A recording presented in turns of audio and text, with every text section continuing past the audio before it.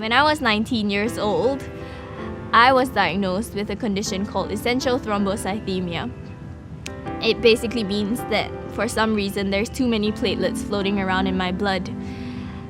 The first time something went wrong was I was having a chat with some friends and the top right corner of my vision just went completely black and I was stunned, I'm like, oh, okay. I figured that it was probably a migraine, but my parents insisted that I went to see a doctor, so I did. And he was quite interested with my case because it was quite unusual for a 19-year-old girl at that time to suddenly lose her vision. So he sent me for a few brain scans and things like that, but they all came back normal.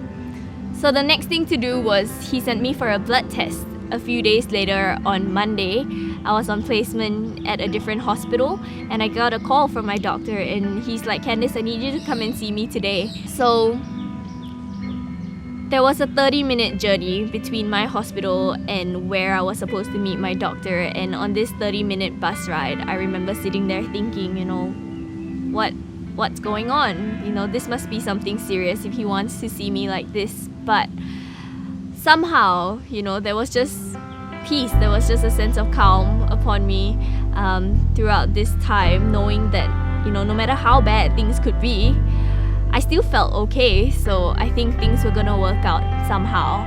So the reference range of what's normal is 150 to 450. I was diagnosed at 1,800. And I was like, oh, I didn't even know they could go that high, But at that point, I sort of just took it in. I was like, oh, okay. But obviously it was the friends and the family around me that was a lot more concerned than I was. So I went for the bone marrow biopsy, and turns out the sedative that they give you has properties to make you forget the whole procedure as well. I just remember crying a lot. I don't know why. I'm like, I'm fine, but these tears are running down my face. The procedure was sort of completed with me not remembering much of it, but I did have this hole in my back, and an ache that was there for about a week. It was a pretty good journey anyways. Like, even though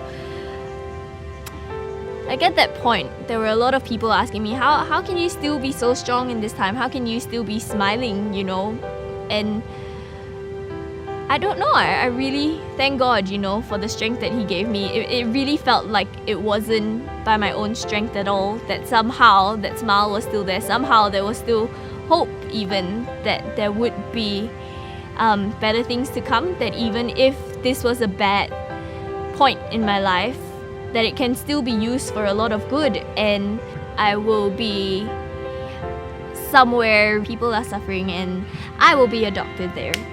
That is the dream.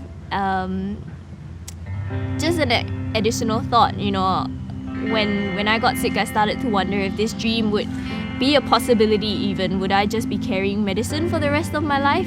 What if something happens when I'm there? Who's gonna, give me emergency services if there are too many platelets in my blood that get stuck in my brain again, which is what happened the first time. I decided not to let that hold me back.